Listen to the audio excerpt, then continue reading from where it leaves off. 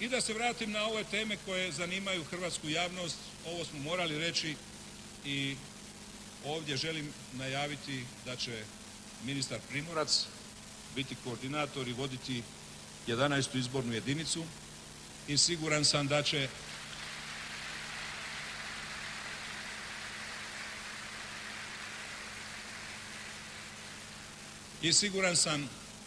da će oba HDZ-a, a ja koristim ovu prigodu ovdje na jugu Hrvatske, u našem Dubrovniku na koji smo ponosni, u našem Dubrovniku kojim se dičimo, u našem Dubrovniku koji je brend Hrvatske u cijelom svijetu.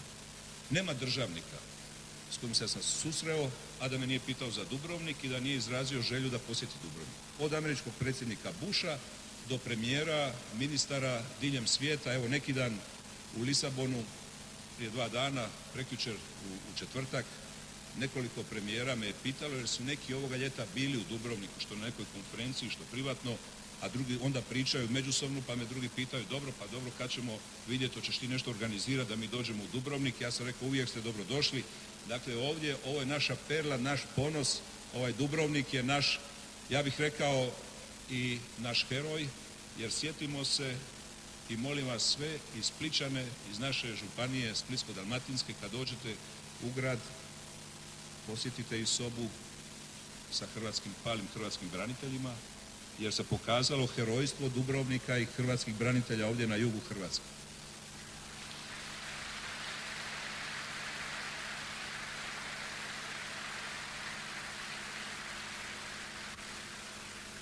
Ovdje, dakle, iz hrvatskog Dubrovnika poručujemo svima i poručujemo posebno ovim dvijema strankama koji su u biti jedna stranka. HDZ koji vodi Čović i koji vodi Ljubić. Tražim od vas da se te dvije stranke ujedine. Jer te dvije stranke su jedna stranka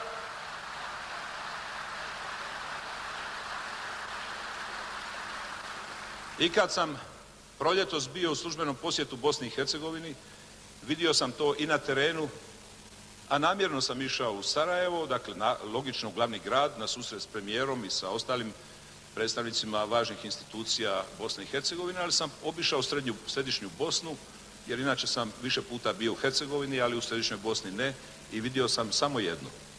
Da ljudi tamo, bez obzira što su podijeljeni i što čak i u obiteljima ima jedni koji su za jednoga, drugi koji za drugoga, tražim da taštine stave u drugi plan i da se ujedini ponovno, to je jedna stranka, naša sestrinska stranka, i najavljujem da ćemo učiniti sve zajedno s Europskom pučkom strankom, a o tome sam razgovarao i sa predsjednikom Wilfriedom Martensom prije 2 dana u Lisabonu, da ćemo mi učiniti sve da im pomognemo. Mi se nećemo miješati u to, oni su naravno stranke u drugoj državi koju mi poštujemo i s kojom imamo odlične prijateljske odnose i prije svega zbog činjenice da je hrvatski narod suveren, konstitutivan i ravnopravan, ali tražimo da se te dvije stranke ujedine i da podrže listu Hrvatske demokratske zajednice koju će provoditi Dragan Primorac.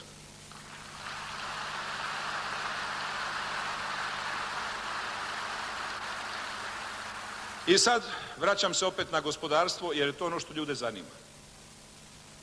Reći ću vam nešto gdje je razlika između nas i tih naših rivala. Oni kažu mi ćemo razvoj Hrvatske, znači rast bruto domaćeg proizvoda, oni koji se bave ekonomijom znaju što to znači, a za one koji se ne bave ekonomijom, gospodarstvom, reći ću rast bruto domaćeg proizvoda je onaj postotak rasta gospodarskih aktivnosti koji svjedoči kako jedna država napreduje.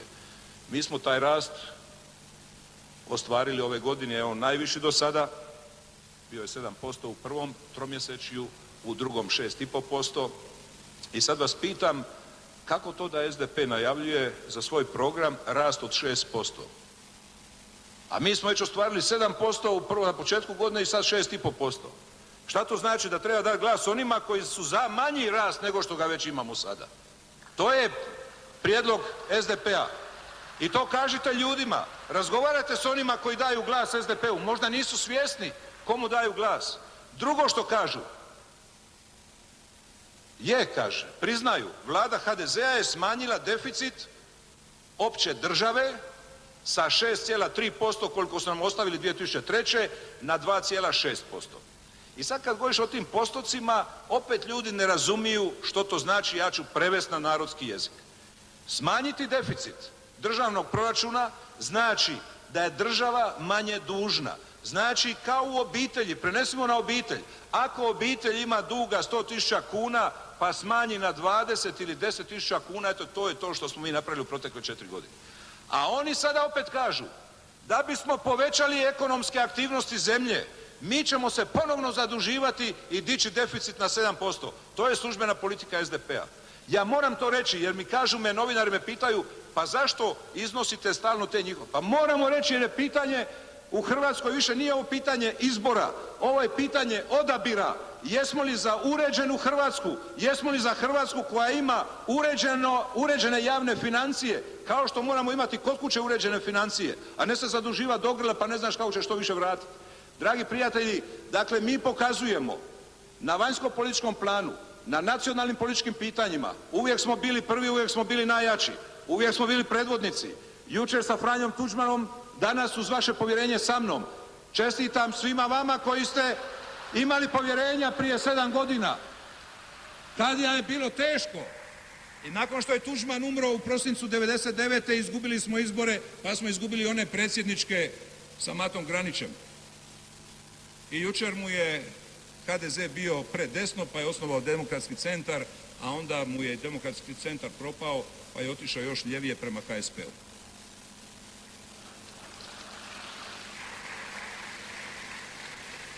Malo prije Dubravka rekla i ja ću reći, molim vas, razgovarajte sa svima, od centra do desnice.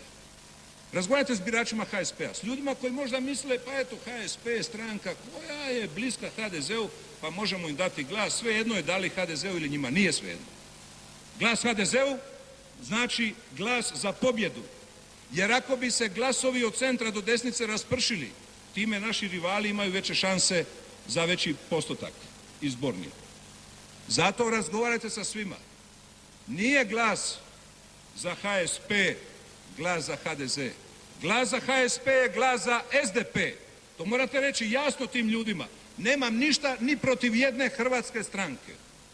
Ali znam matematiku i znam što znači ići u borbu za izbore. Od početka sa evo nekoliko veterana ovdje sudjelujem u izborima za Hrvatski sabor. Dame i gospodo, samo jedan put se bira u 4 godine. Ne bira se u ponedjeljak 26. niti u subotu 24. nego u nedjelju 25.